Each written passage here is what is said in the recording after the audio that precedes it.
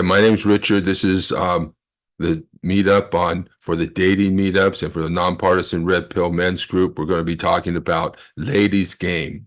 And what I'm going to do is we're doing a book study of Rollo Tomasi's book, The Rational Male. And then so I'm going to read this section on Ladies Game. And then we're going to open it up for discussion. And I want to invite everybody to join in the discussion because we'd like to have some comments. Are poor themselves. Poverty means they're looking for less money, right? Um, it seems like we're all stuck looking for a poor woman if we don't have money. And be lucky to find a beautiful one. You have to go to another country to find an attractive poor woman. I don't think you can find an attractive poor woman at our age, at least. So, and 2/3 of all women are looking for financial status per survey. I think that's one of the first things on their mind. You don't even get to the date unless they think you have money. They won't even meet you. And that's the thing. They don't want to have sex with you because they might fall in love with you if you don't have money. So they won't even go out with you. And that's a very disappointing thing. So I'm trying to find those women who want sex. And they may be fat. They may not be good looking. But if they want to be intimate, at least I'm going to get my needs met. And I have a little of a fat fetish. I'm not, BBWs are not unattractive to me. Some people don't like heavy women, but I'm not necessarily going to commit to one. I'm not necessarily going to marry one unless she's attractive, beautiful too.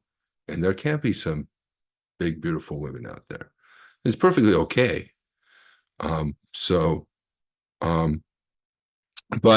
the problem is that even the beautiful BBWs, are being paid, even they are looking for money. So that it's really a frustrating situation for men. If I knew how much money was important, I never would have followed Jesus. I never would have decided to work for justice and equality. I never would have done any of those things.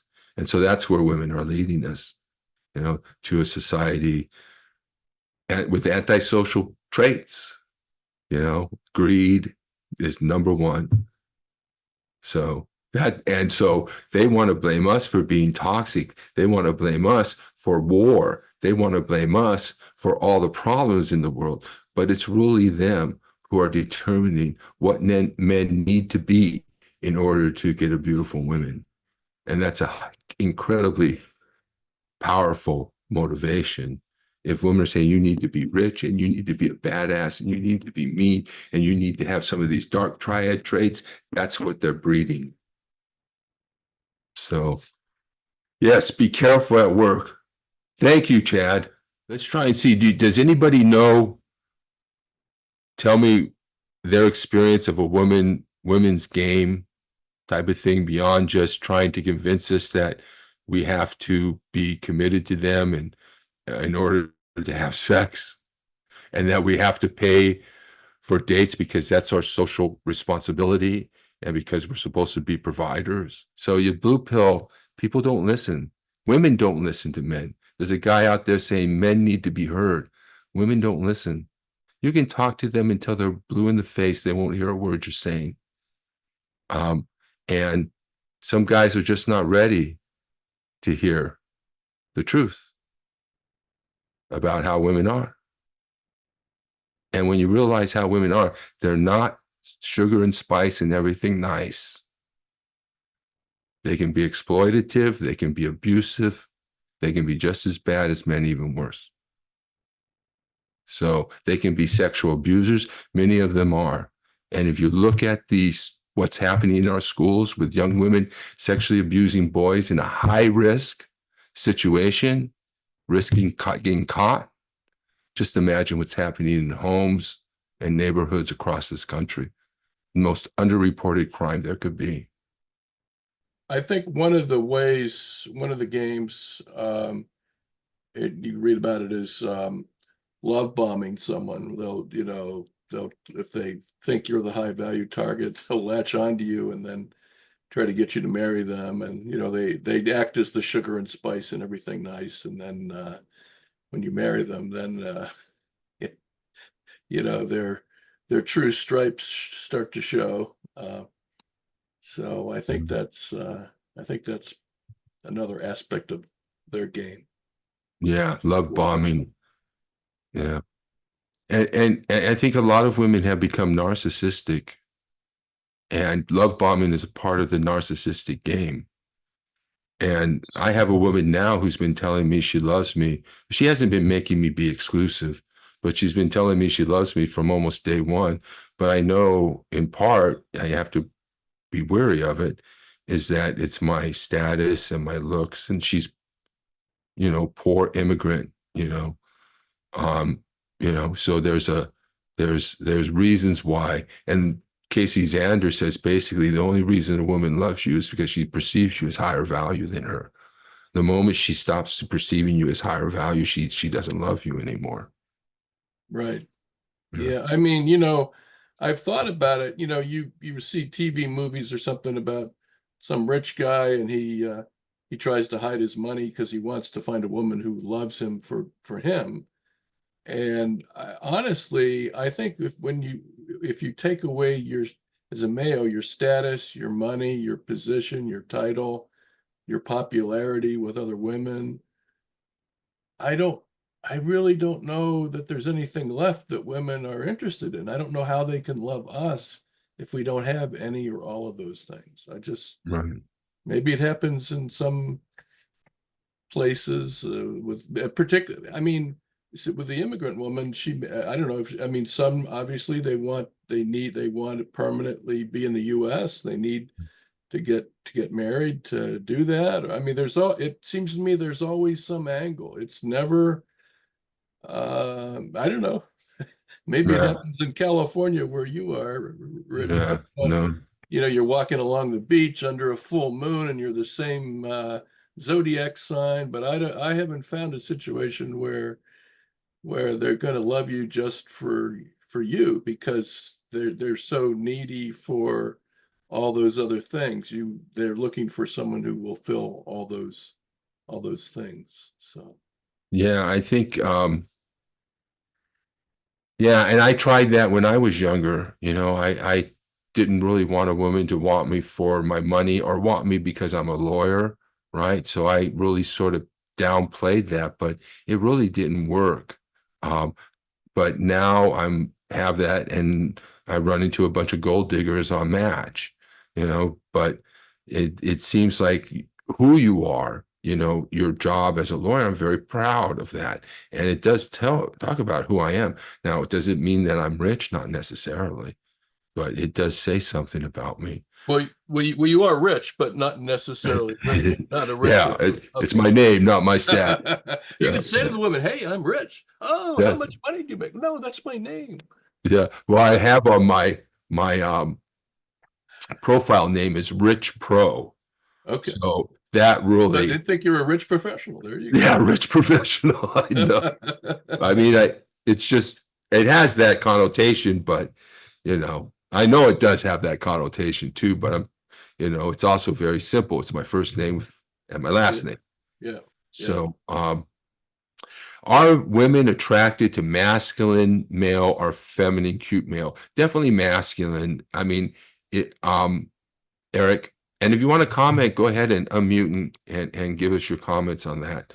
But it's definitely masculine. Women are not interested in feminine men. And this is the problem, that men are being taught wrong. We're being taught to be nice. We're being taught to be kind. We're being taught to treat women with respect. We're being taught to, we're being taught to basically cater to them and almost to pre-qualify ourselves to them.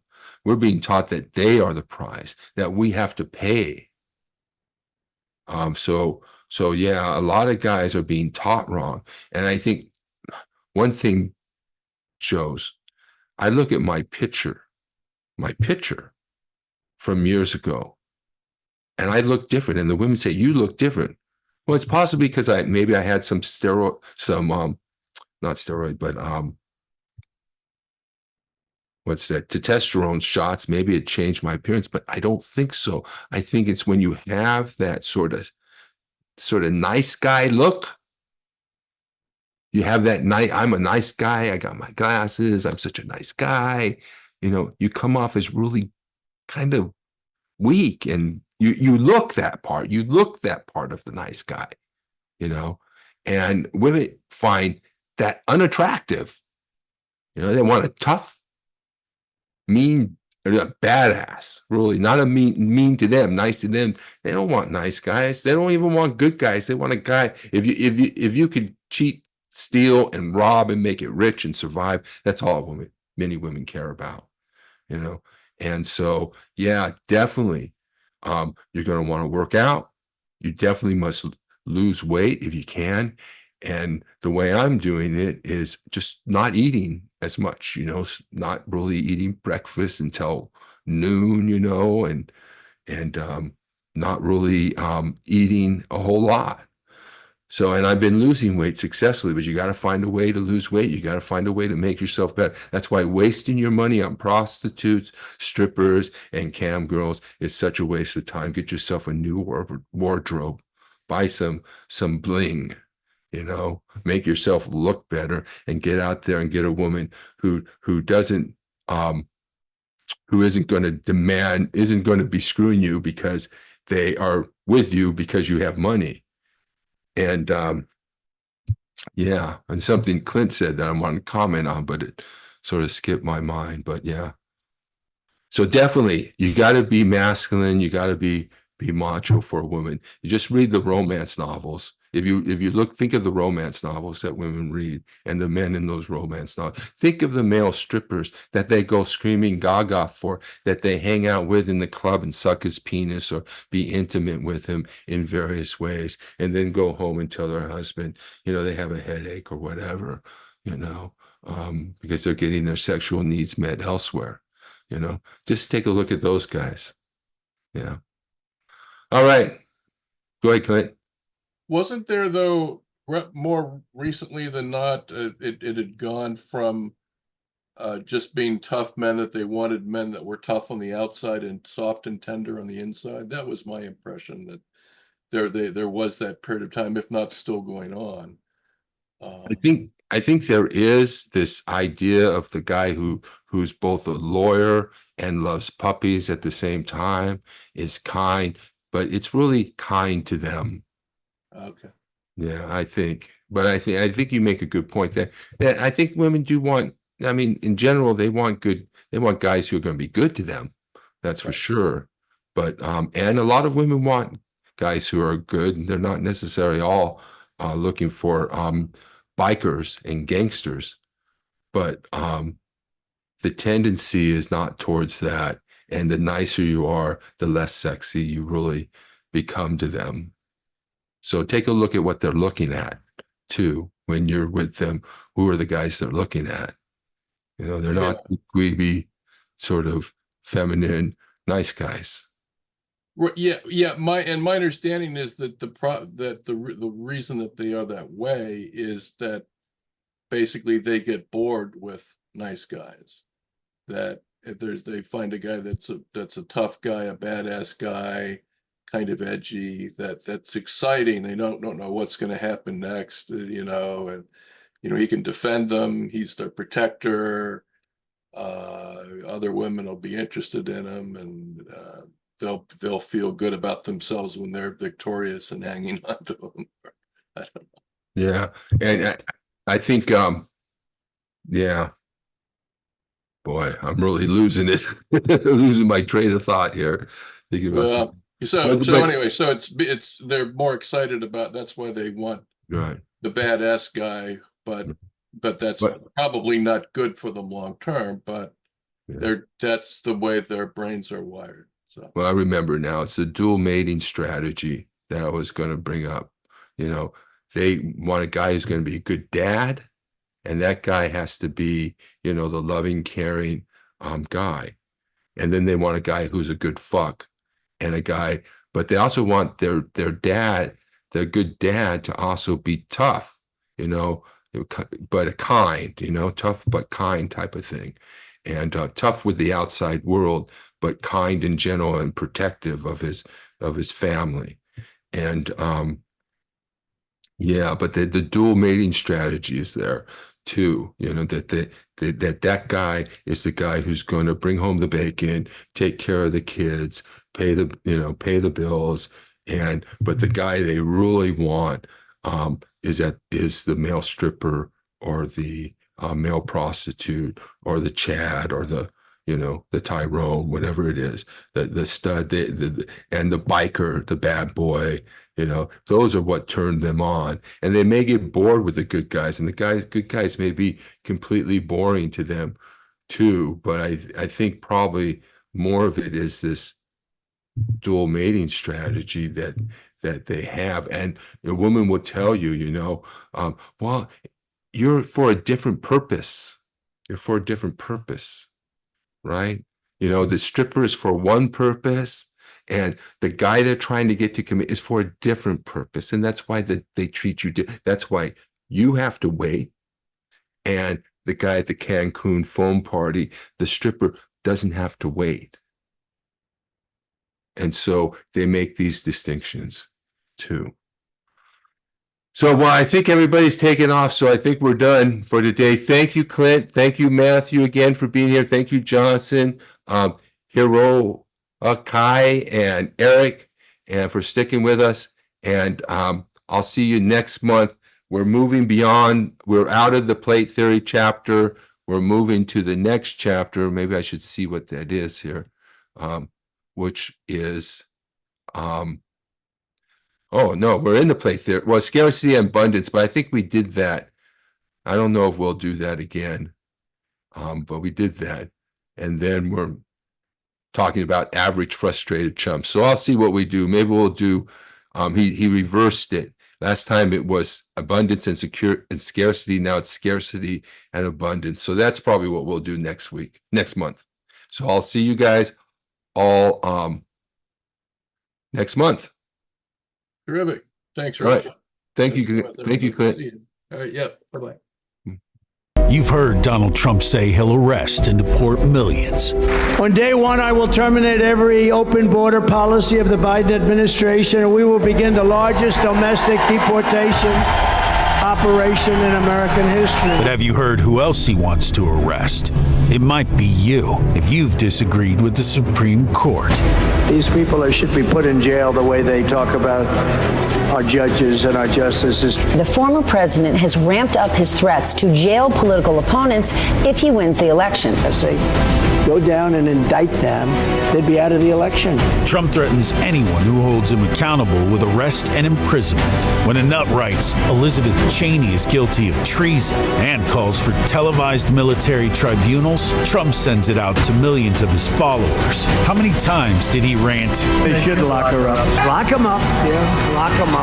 Donald Trump is a convicted felon awaiting trial for other felonies. He's an angry and desperate man who cares nothing about the Constitution or rule of law. It's not about Republican or Democrat. It's about protecting our country, our heritage, our future, America, or Trump.